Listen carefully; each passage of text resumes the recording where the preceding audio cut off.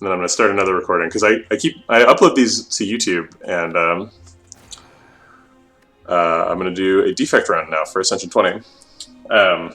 And it's annoying if they have the same if they're in the same video as um, another thing. So now it's set up. Okay, so we can upgrade a card, obtain a random common relic, pay gold for a rare card, or obtain a random boss relic. Yeah, we could play Ironclad. I got pretty good at it at the end, so we were making it to Act 3 most of the time. So that probably wouldn't help. Speaking of things taking a long time, I'm going to do a bunch of spreadsheets to figure out which nail option is the right one here. So upgrade a card, we would take probably either Zap or Dual Cast. Probably Dual Cast, but maybe Zap. I think actually Zap. Zap you pretty much want to play. A zero-cost Zap you want to play every time you see it. A zero-cost Dual Cast you pretty much only want to play if it's going to like end the fight or like cause you to block out with Frost Orbs or something. Or like if you need to see who's going to die to the orbs being evoked. So I think I would do Zap over Dual Cast. So it's upgrade Zap or obtain a random common relic. And to figure out how good random common relics are, let's take a look at the wiki and do a spreadsheet. Let me pull that up for a second.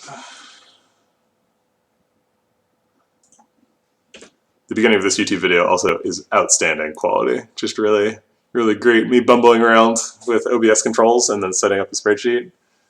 Mwah. Perfect. Okay.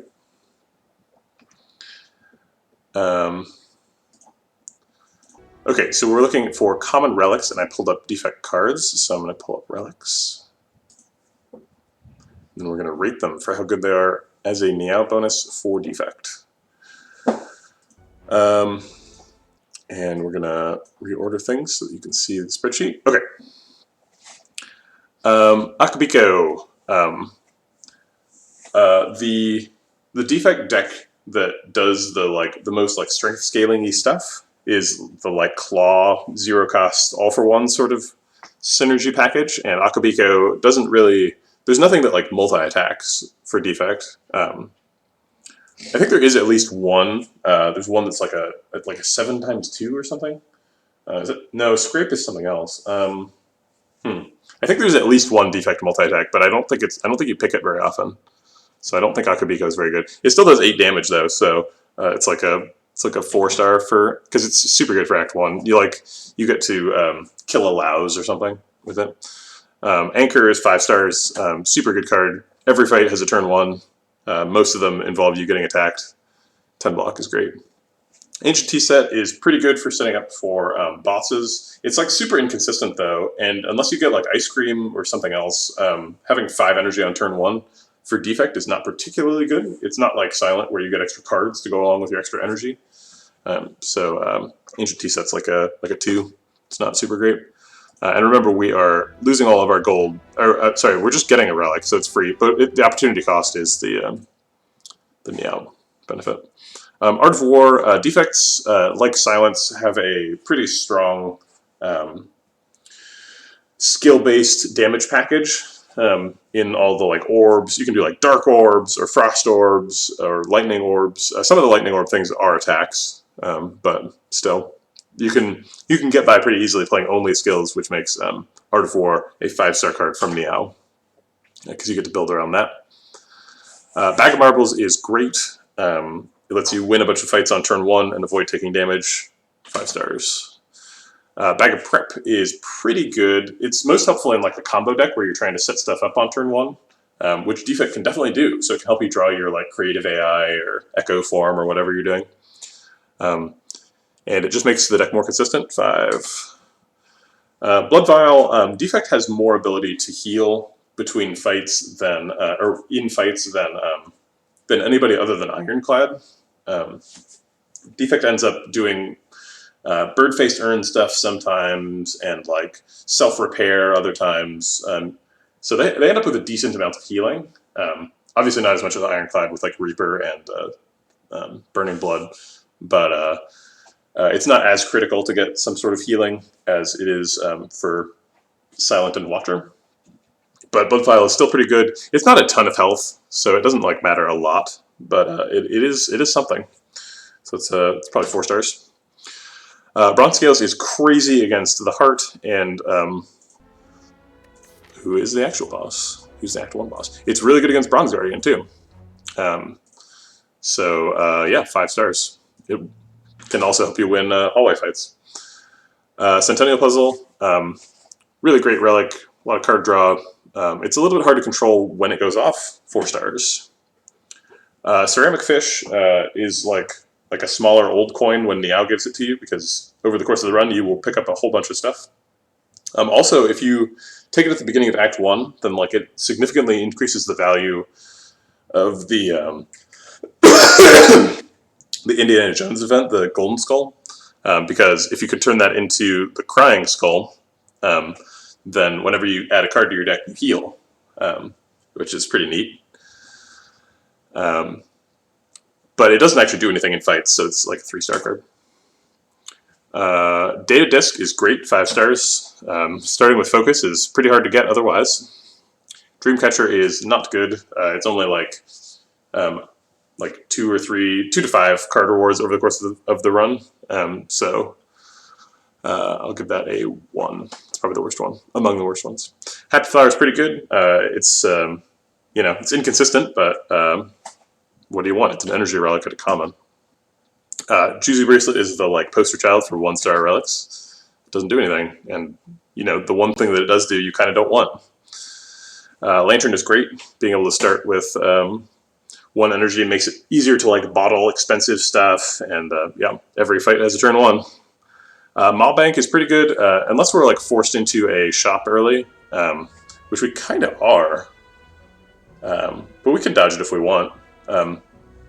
Mob Bank, if you're able to wait until Act 2 to go to a shop, then this is an old coin, which is great. So Mob Bank from Neow is a 4-star card. It causes pathing compromises, but otherwise it's really good. Meal Ticket is super good. We don't necessarily want to go to a shop right away, but healing for 15 whenever you go to a shop is really nice. You don't want to go to a ton of shops in general. You don't want to go to 2 shops in a row, for example. But if you have Meal Ticket, maybe you do, because you heal for 30. When you do that, it's like a little campfire. I'll go 4 stars because Defect doesn't super need the healing. Nunchaku is interesting in that it's an energy relic at common, so that's good. But then it's an energy relic that asks you to do claw stuff, which is not really what you want to be doing. So 4 stars. Oddly Smoothstone is great. Defect ends up getting most of their block from ice orbs. In most runs, you can have a deck scaling Defect build, but it's not. I would say the best way to build it. Usually, obviously, if you pick your seed, for sure, some of them you're going to be dex blocking is the best.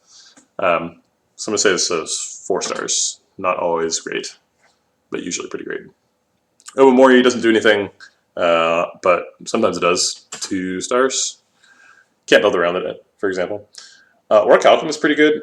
Specifically for Defect, it has a really great interaction with Ice Orbs, where it's just if you don't play any actual block cards, then you get Orichalcum value every turn, and you can block out with Ice Orbs.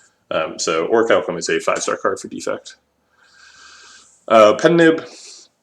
Defect does have Hyper Beam, so if you get Pen Nib from Neow, you probably pick a Hyper Beam if you see it, which is pretty incredible. It's just generally a good relic. Does a lot of damage. I'll give it 5, sure.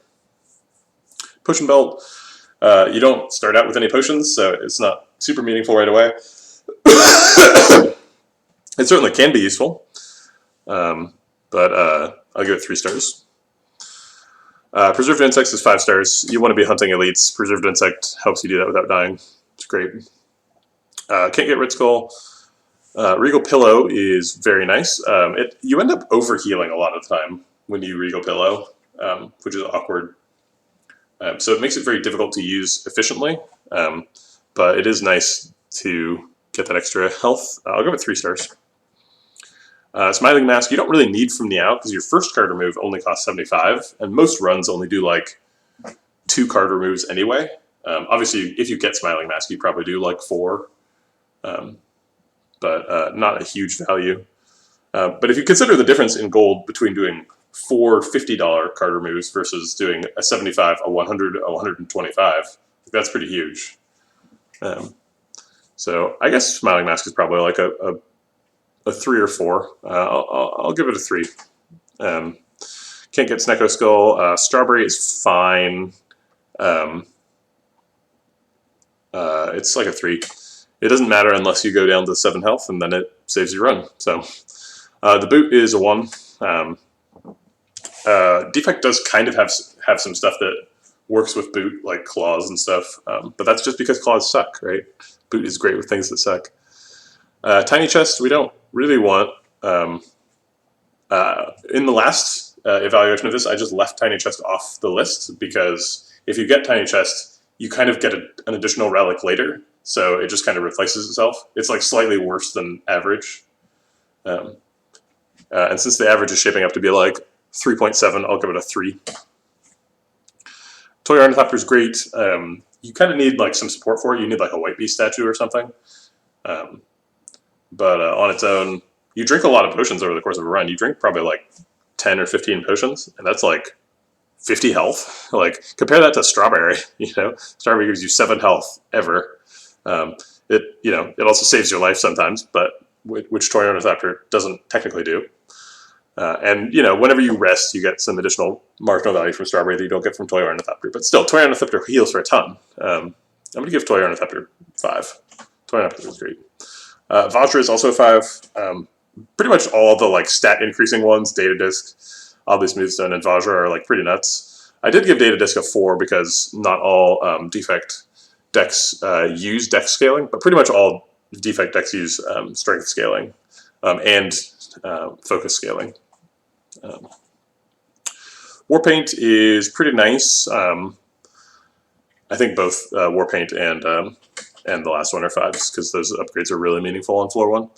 So really high number, 3.87, so almost 4. This was like one of the highest.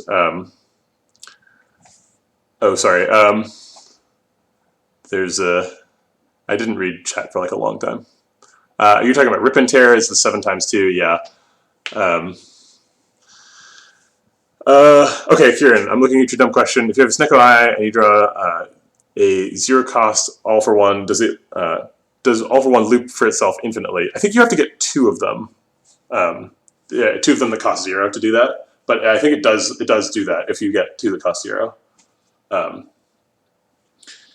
But yeah, just catching up. All for 1 with Snecko Eye is crazy. Snecko Eye is great by itself. All for 1 is also pretty good by itself. I don't hate that card. All for 1 is definitely like the best part of a claw deck. The claws are the worst part. Yeah, I don't pick claws unless I'm like forced into it. But if we pick a claw on floor 1 and we see all for 1 on floor 2, like we're going for it for sure. Okay, so we're done with looking at that option. So this option came up really good, which is kind of surprising because I was expecting to pay for a rare card. Choosing a rare card is quite good too. So we got a real fight on our hands between these two. So let's look at rare cards.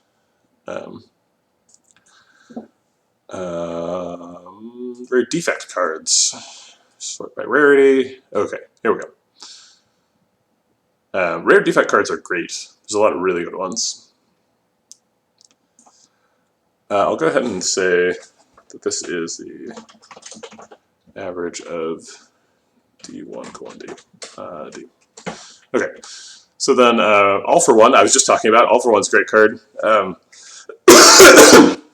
In Act 1, it draws you back your zaps and your dual cast if you get them upgraded. If you take like a claw or something, gets you that back too. Also, it just does 10 damage. If it does 10 damage and draws you 1 card, it's great. So it's 5 stars. Amplify is very bad. Amplify is like just a curse in Act 1, so that's a 1. Bias Cog is like one of the most broken cards in the game. It's like most defect decks are based around bias cog and some sort of artifact if you can find it. And there's another rare card coming up that gives you an artifact. So yeah, bias cog is 5-star for sure. 5-star and 5 focus. Buffer's great. Buffer is like a weird card because you end up like wanting to generate it off of like creative AI a lot, but you don't ever like really want to put it in your deck. But it's really good, especially if you can get it upgraded. Preventing 2 sources of damage is quite a bit better than preventing 1. And as we saw, it's quite good against the Heart, who hits you for 60. But it's not really an Act 1 card, so I'll give it like a 2. Core Surge is great. You pick it every time you see it because sometimes you see bias cognition as well, and that's how you win the game. Creative AI is like a 3. It's not a good Act 1 card. You have to take your whole turn to play it, and it doesn't do anything right away. But it's a really great Act 3 card if you can defend yourself on the turn you're setting up. Echo Form is similar, so I'll also go to 3. I'll give Echo Form a 2. No, I'll keep it a 3. So Echo Form is kind of even worse in Act 1. Because a lot of the time you see it, it just exhausts itself. But that kind of makes it better too, because it's like it's a curse that has ethereal, so you get to get rid of it. Electrodynamics is bonkers in Act 1. It pretty much just like wins every fight as soon as you play it. It's kind of silly. So that's a 5. Fission really needs an upgrade. If it just removes the orbs, you're really sad. It also kind of needs a capacitor. So it needs some support, but then it is pretty nuts with all that support. I'll give it 4 stars.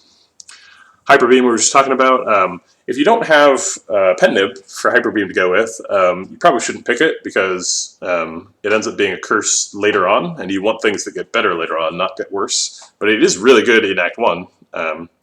I would not be too upset to pick Hyper Beam from neow, because if you pick Hyper Beam from neow, like you know that you're just not picking any orb cards for the rest of the run. You're just an attack defect, and you've got a Hyper Beam, and that's fine. So it's a 5-star card from neow.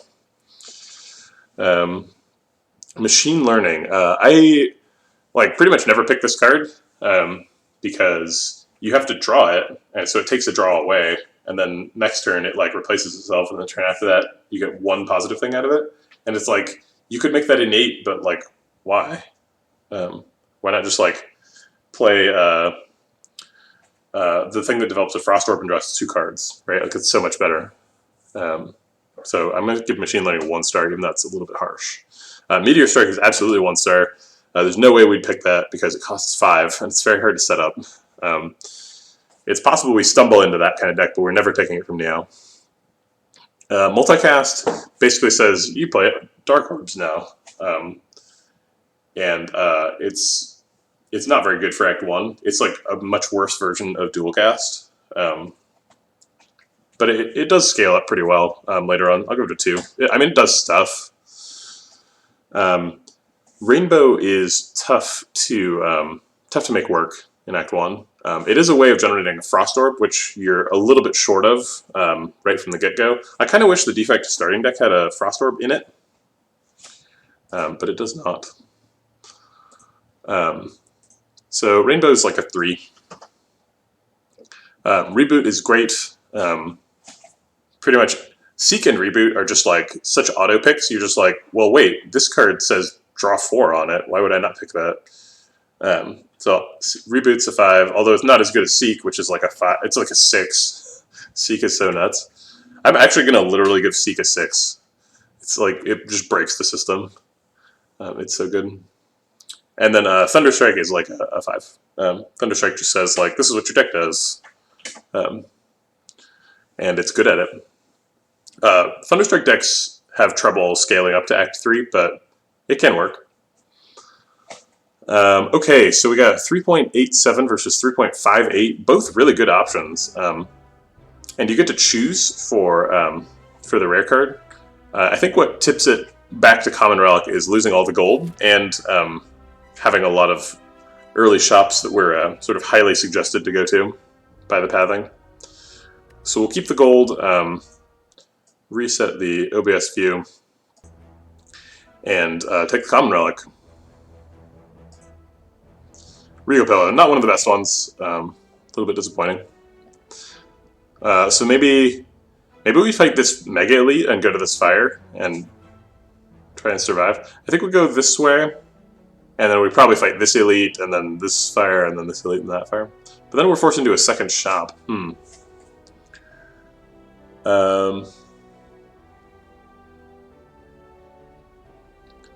We could go 3 Elites if we go to the right, or to the left.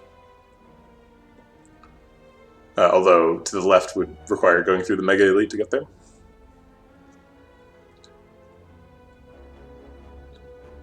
I think I'll go this way, since we're forced into a shop later.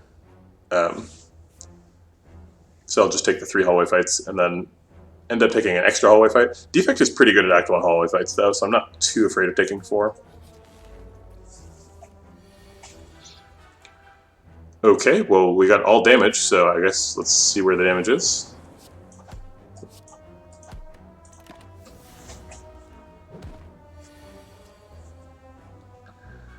Alright, probably want to double defend Zap here.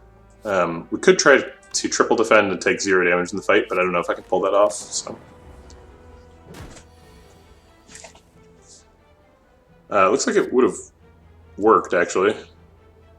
Yeah, because he was at 16, so Zap Dual Cast would have been lethal this turn. Could have saved 2 health. Static Discharge is interesting. None of these are attacks, so that's upsetting. Reprogram's pretty good. I mean, if we're talking floor 1 picks, we could be a reprogram deck. Because this just lets you scale your strength and dex forever. Yeah, I think I like reprogram.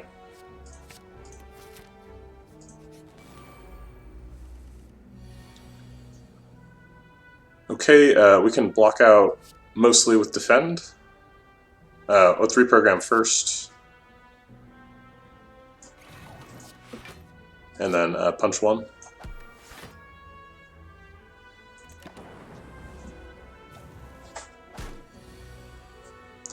Alright, we can kill this one. Or, I guess we could double block, but whatever. Yeah, I mean, I don't think I usually pick reprogram, because usually I've picked a different card, a card that conflicts with it on floor 1, but as a floor 1 pick, it seems like it's pretty good. Scrape is an attack, scales with reprogram. It draws Zap and Dual Cast, although Zap and Dual Cast don't go with reprogram, but whatever, we can make it work. Fusion also does not scale with reprogram, but I think Scrape is necessary to start winning hallway fights. Or start winning elite fights, rather. Alright, so we're going to get an extra dex here and defend, and then Scrape does the most damage, although we can't draw anything.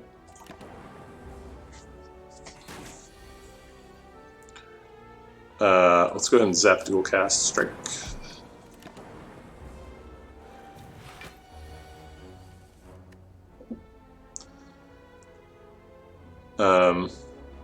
We can triple block to block out, or we can do 15 damage. I think we'll just block out.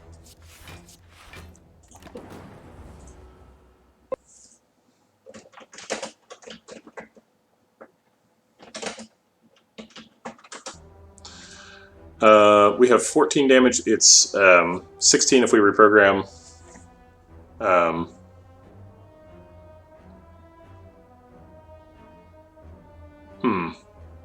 I guess we reprogram Defend Strike.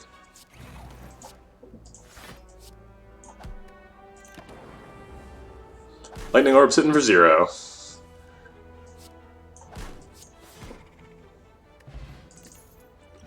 I guess we should have used the weak potion in that fight. I didn't realize we were getting another one. It seems like this is really early to be. This is literally we're on floor 3, so we've gotten a potion reward in every fight, which is like, I think it's like 2% chance to happen in each fight. So this is pretty insane.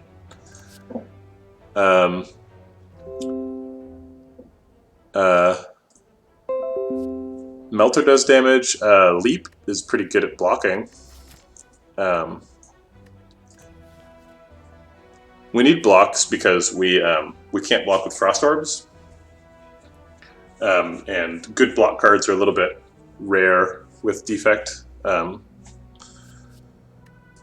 I think we still need the damage more. So I'll take Melter. Streamline actually works with Scrape, though. Yeah, I think I'll take Streamline. Does even more damage. I think I like Weak Potion for saving health. I'll get rid of the Thorns. It's not very useful in Act 1, usually. We're skipping the shop, because we're going to be forced into one later. I think I need the health to get through elites, so I'm going to take the gold. Plus late shop. I can't afford this. I'd be at 21 health going into this hallway fight and then an elite. Maybe I can survive it. If we're trying to make this a short run, then then this is the way to do it. But let's see, what would the best upgrades be? Probably reprogram and like I don't know.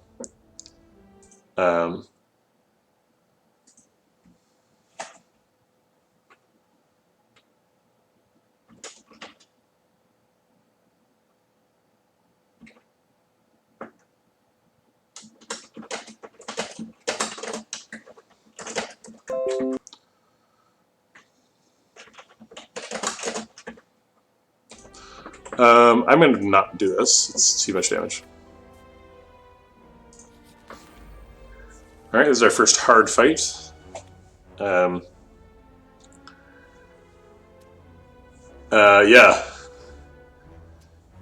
I mean, having it only cost one focus, yeah, it's like, what's the point, really, right? Like, either you're a reprogrammed deck or you're not. Like, if upgrading it gave you 2 strength and 2 decks, that'd be crazy. Or even if it was just 1 strength and 2 decks, although then the card kind of loses its like symmetry. But yeah, upgrading it to 0 cost would also be nice. Particularly because we have a Scrape right now. There's kind of 2 lines through this fight that I see. I can like defend, and like Scrape on the Acid Slime. Or I can like Weak Pot, Streamline, Scrape on the Looter, and try to kill him before we take too much damage. I think I like the Weak Pot line. Maybe I'll do Weak Pot, Streamline, Defend. Kind of split the difference. Block most of the damage. I think I like that.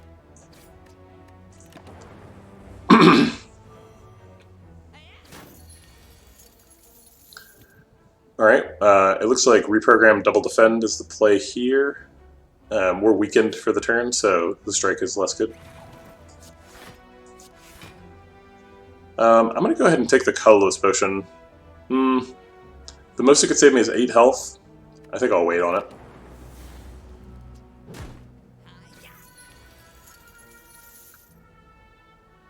Reprogram Strike is only 16 damage.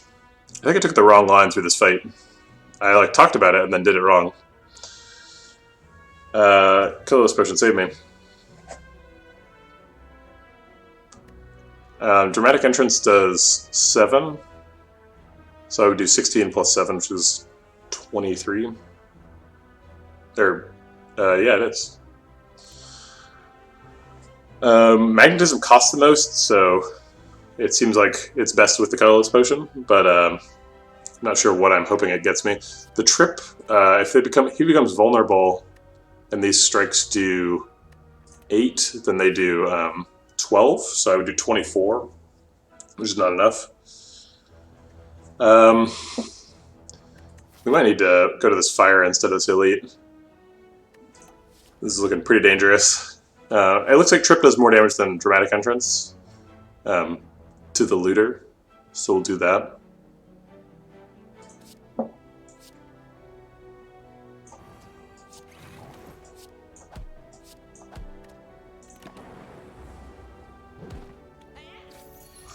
Good thing we got that Regal Pillow.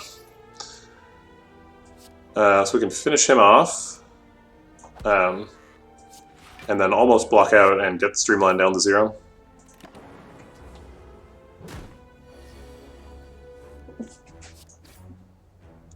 Alright, we're definitely going to that. There's the claw. Do we need to take the claw?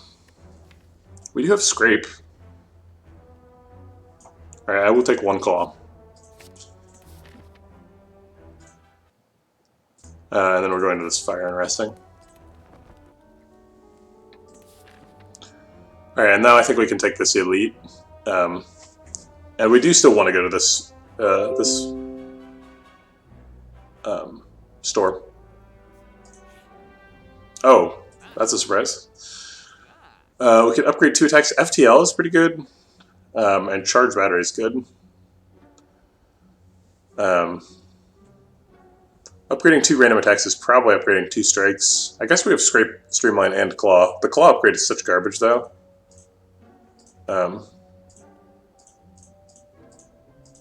Oh, scrape upgrade's pretty good. We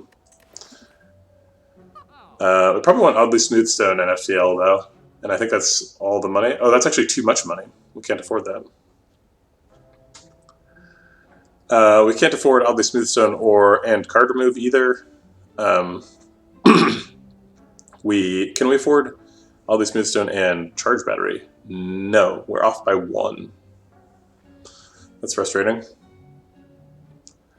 Which means we also can't afford oddly smooth stone and any of these potions. We could afford whetstone and charge battery.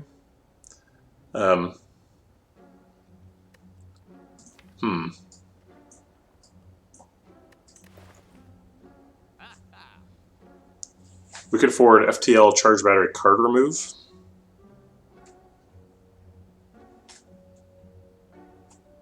Wait, how much is that? So it's sort of 90 plus 52, so 142. Plus 75 is I'd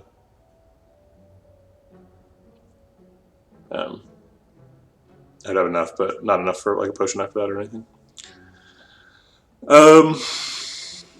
Man, it sucks to leave oddly smooth stone on the table, though.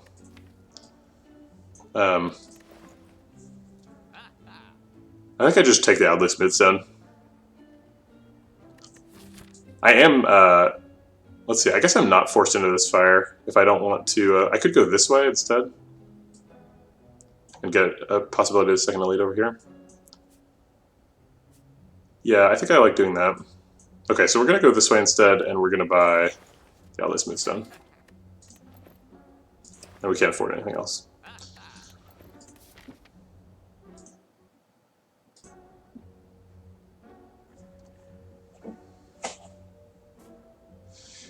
Okay, yeah, we're going this way. Ancient tea set.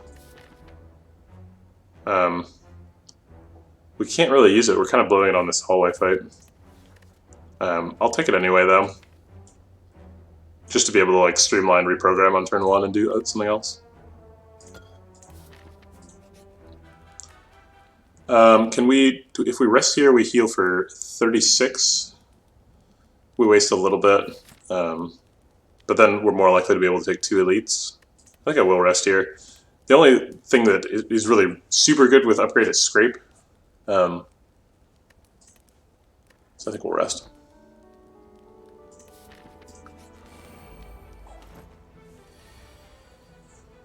Okay. I guess I'll dual cast before I reprogram. Oh.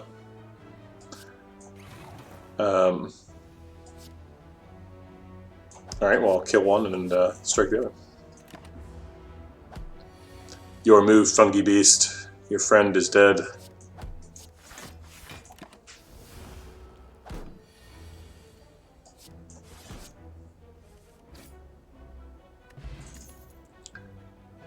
Beam Cell's nice. Ball Lightning is normally good, but not good right now. Beam Cell, let's see, it applies vulnerable. We need to get some card draw to go with the zero cost stuff. But we have Scrape, so I think Beam Cell's probably in the deck. Actually, I think we're going to take Reinforced Body, because we're going up against Bronze Automaton, and we're not going to kill him with claws, you know? Like, it's hard to attack him. So we need to be able to block at least a little bit, and Reinforced Body is super good. Alright, so we get to set up before we break him, but I think the thing we want to set up more than anything else is Streamline, and it's right here in the opening hand, so I think we just go We also want to set up reprogram. I guess it's theoretically possible that we could reprogram twice before he wakes up. But that would kind of require drawing reprogram and like scrape early. Also, scrape would wake him up if we played twice. I guess not, because we'd reprogram and then play scrape, and it would do 8. But yeah, whatever. Let's wake him up.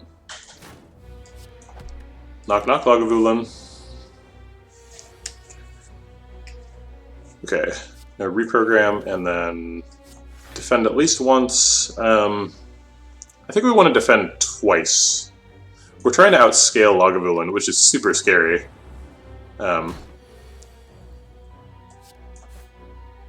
So we need to get that scaling going, and we need to like defend ourselves while we're doing it. This is the last opportunity for Zap the lightning orb to really do any damage, so let's do it. Alright, reprogram double strike.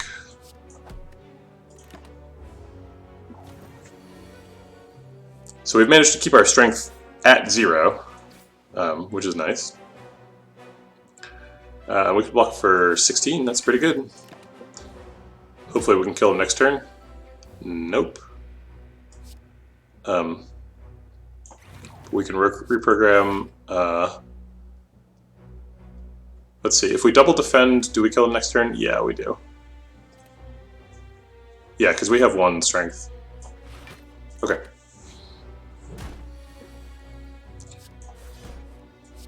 Pretty weird fight. I don't know if I've ever had a Lagavulin fight go quite like that. Take a second claw. I don't think we want to do that. Equilibrium helps quite a bit against Guardian, and it's a good card, so I think I'll take it. Oh boy. So we can't even kill anybody on turn 1, which is kind of a nightmare. They are attacking for 18, so I can Equilibrium defend to block out. Or I could reinforce body, but why? I think I'll hit the weakest one, try and assassinate him before it does too much damage.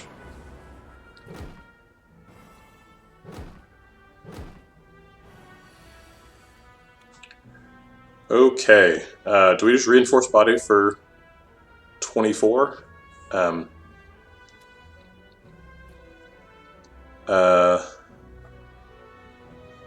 Let's see, they're attacking for 10, 26, take 2, and then just trust that we'll take less damage later. This hand's not great. We are missing a reprogram here if we do that, though. But we need, like, to get some strikes so that we can kill little dudes. So let's see, let's walk out this turn.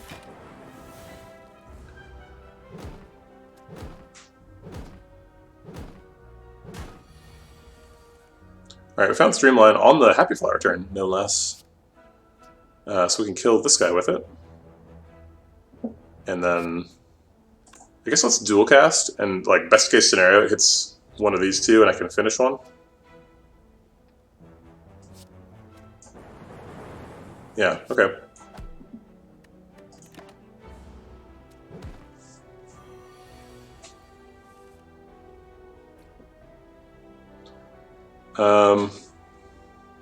If Scrape gets Claw, I can... No, okay.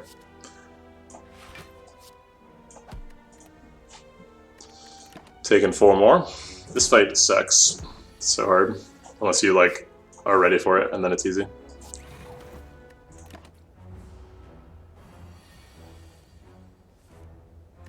I've had this fight come up and then had, like, 2 Phantom Knives in hand as silent. I was just like, next fight, let's go. FTL's great here. We almost bought one for like 80.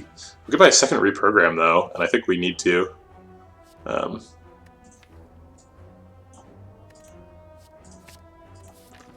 I don't think we can afford to fight another elite. I think we would die. So let's take the hallway fight. Oh god. Really? Wow, the 2 hardest hallway fights right in a row.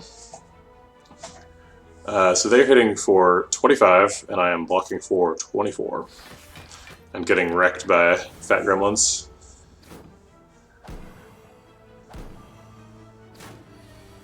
Yeah, if you're squeamish, avert your eyes. This is not a good fight for me. Oh boy. They're hitting for 25 again. I could block for 10 with equilibrium, but that would cause me to die. Yeah, the only way to survive this turn is equilibrium defend, but that doesn't really leave good prospects for survival in the future.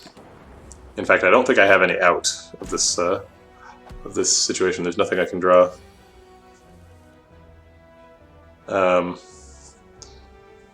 Streamline Claw on Sneaky Gremlin with the Lightning Orb kills him. And then I can defend for 4 and die. Dual Cast, if they both hit Sneaky Gremlin, then I can defend for 4 and die.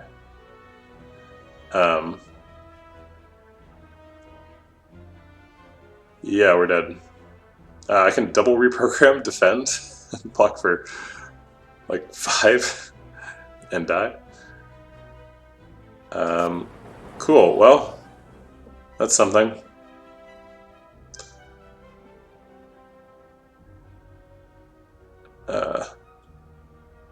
Yeah, geez.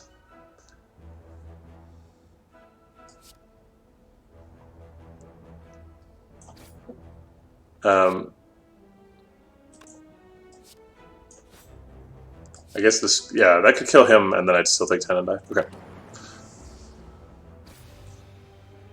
I guess I should have taken the elite. Maybe I had, if I knew it was this hallway fight, I would have taken the elite. But that one's tough. Okay, well, I think that's going to be it for the stream today. Catch me tomorrow. We'll be doing more defect runs. Thanks for coming, guys.